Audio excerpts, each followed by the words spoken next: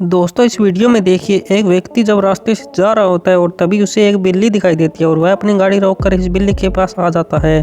दोस्तों आपसे दिल से रिक्वेस्ट, अगर आप हमारे चैनल पर नए हो तो चैनल को जरूर सब्सक्राइब करें। सब्सक्राइब करने के लिए आपका दिल से शुक्रिया।